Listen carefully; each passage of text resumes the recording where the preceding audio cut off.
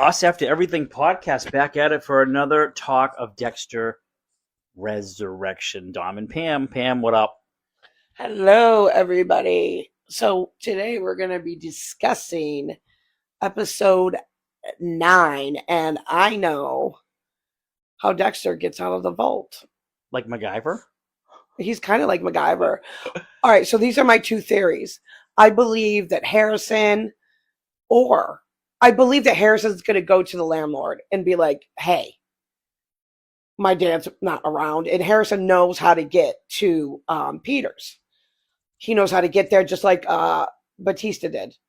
So I know that that's either going to be one way. But then, Dom, you go ahead and say about the episode that you're telling me about where he talked about opening the vault. Go ahead. Yeah. In like first or second episode, whenever he was introduced and he first arrived at Leon Prater's house and got that tour of the shrine and everything, there was a moment where he walked in and um, he explained literally how the vault opens, I believe, and he pressed a button and an alarm went off. Uma Thurman came in with a gun.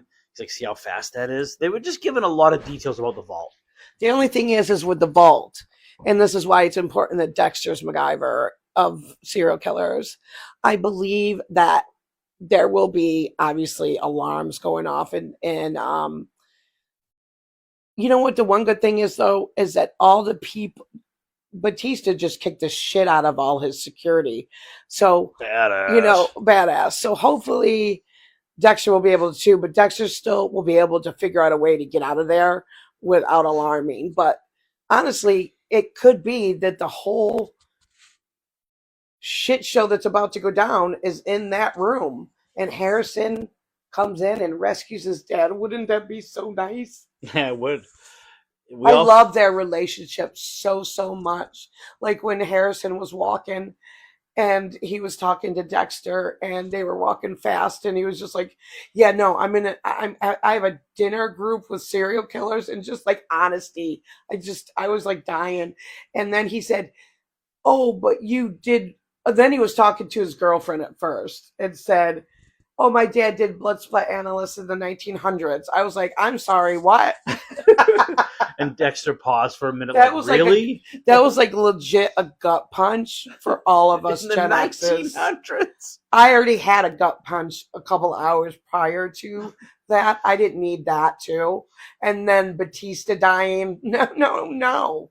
But that's like 100 years plus ago, where someone would say, "Oh, that was in the 1800s," and when it was early 1900s. No, but I was in the 1900s, so that makes me like, oh my God. We lived in the same century. We were born in the same century, Pam, as the World Wars. Like, what? All right, I need you to never say that again. So, anyways, this is that's how I think Harrison's a lot like his Aunt Deb. And Aunt Deb would go in there and rescue her brother because a brother and sister relationship is very important. And as my husband always said, Dom over there, that my brother and I actually remind him of how Dexter and Deb go back and forth. Yeah.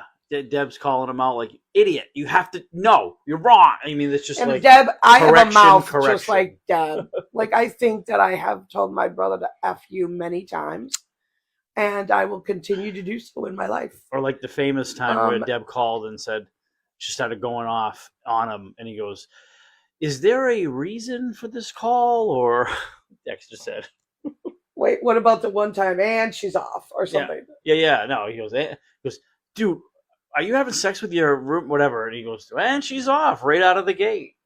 Oh, I would totally ask John stuff like that, but he doesn't. He's very personal, and that's fine.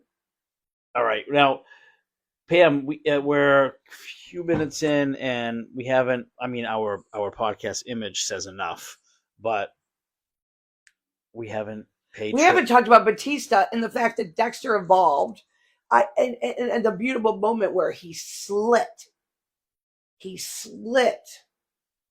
that rope or whatever they had him tied down, a seatbelt. It looked like a seatbelt. Duct tape, seatbelt. Yeah, a whole bunch of stuff. It was hilarious. Batista was in Dexter. Dexter was so devastated, and you could see that he has feelings and emotions, and he did not expect Peter to shoot the cop who was trying to arrest the serial killer. It's not your typical common outcome where a serial killer and Uma's good, and that's one way I think Dexter's going to get out as well, because I think they realize that they're each other have goodness. And you keep saying Harrison's going to come in and save him. Like, how does that happen though practically? Okay, the security. Because look at Harrison crazy. Walking right now with his father. To what song did you like?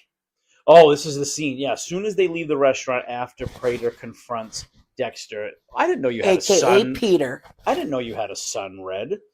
And then now they're leaving the restaurant after that, and they're really rushed. There's anxiety and the music. And this is my favorite part of this Resurrection series is the new style of music. Quick mental health tip. There was anxiety. Everybody has anxiety. But people with anxiety disorders is different. Thank you very much. Continue, Dom. Yeah, good insertion. Like I'm a mental health advocate. Sorry, I had to. Yeah, of course. Definitely a big distinction there. And then the song they're playing is that I think it's the Rolling Stones. Just perfect music to capture Dexter and Harrison walking out, hurried, frantic, nervous, talking about Prater. He's a serial killer. He invited me in. Blah, blah, blah. Harrison, how I think he's going to get in there. Let me explain this to you. Harrison and Dexter only have each other, which is very, when you love something, like look at me. If my dad was stuck in a vault, you know damn well I'd find a way in to get him. I would. I don't care. I don't care if I died during it. I don't care if my dad was in a vault in a thing and I knew about it and he was in trouble. Then I would. Harrison knows how, and he has the anger inside of him. And look what he did to that guy who was going to rape that girl. Yeah. So Harrison can do it.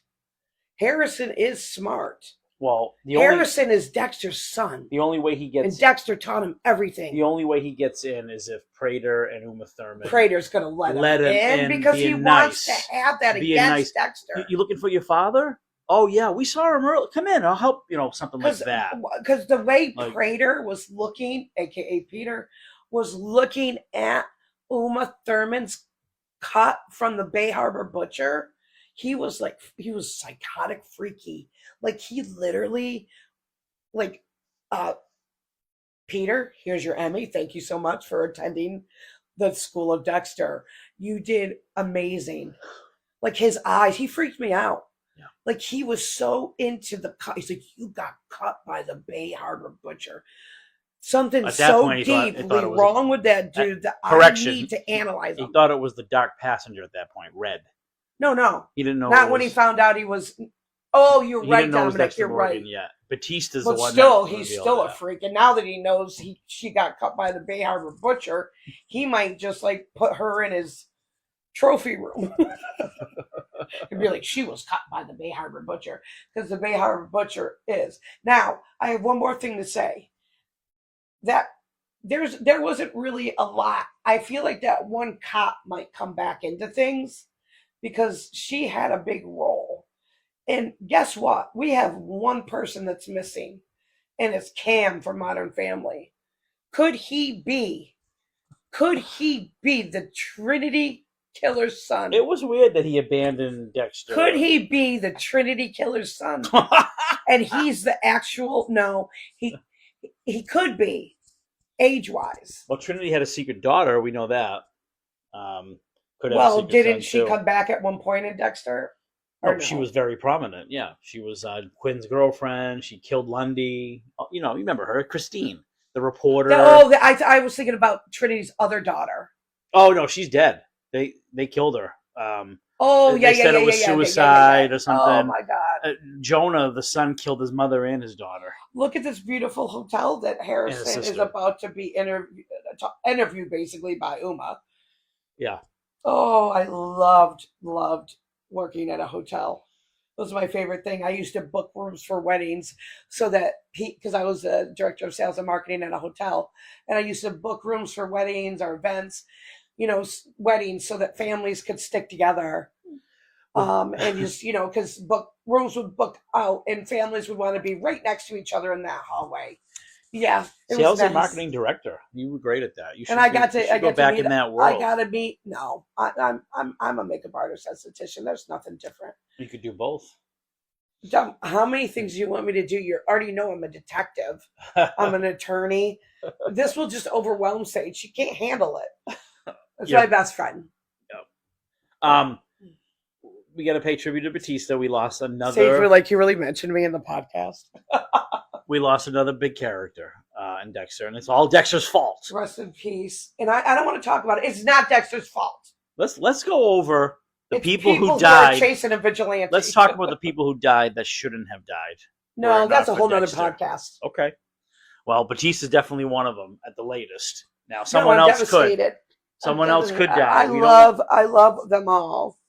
The one that hurt me the most was Deb, because that hurt Dexter the most when Deb died because of the, brother-sister bond that they have. And just the loyalty they have towards each other. That was the hardest one for me. I miss Deb terribly. I don't even think I mentioned. Oh, I did mention. I didn't mention when the music was playing. Why I was so pumped about it as well was its tribute to Goodfellas and sorry, Dom. And Ray Liotta's scene when he's trying to elude the helicopters, or he's getting paranoid thinking it's the feds, and it ended up being the feds following Henry Hill all day. But that was good. Rolling Stone song. Man, I wonder if some of those writers are connected to the Martin Scorsese team. Who knows? But these music writers, the score, I guess they call it, so much better. I mean, it's such an evolution of music. They still bring in of music, but I still like Dexter. Well, they bring it in sometimes. Do do do do do. Oh, I hear it. It's a little like a tease. Yeah. But yeah, it's a whole nother generation. It's a whole nother, And yeah, I'm so looking forward. Like I said, I gave some hints of what I think is coming next. And I'm excited, but I'm also sad, you guys, because will they hurt us again? If anybody wants to reach out to me, get a hold of me, let's get a hold of Paramount. Yeah. Let's get a damn attorney, you guys. Well, let's David Yannetti. Let's leave Dexter in the vault at the end of episode 10 or something, and then just cancel the series. Let's just do that while we're at it. When they cancel Original Sin, they might as well, push the knife in deeper. Ugh. And it's also mean to Michael C. Hall after he did all this nice stuff for us and came back as Dexter. All right, you guys. Well, thank you so much for tuning in. We're actually still surprised that we've had listeners. It's not because us, it's just Dexter. fun to us. It's Dexter. It is Dexter. All right. Keep Dexter in. Later. Bye-bye.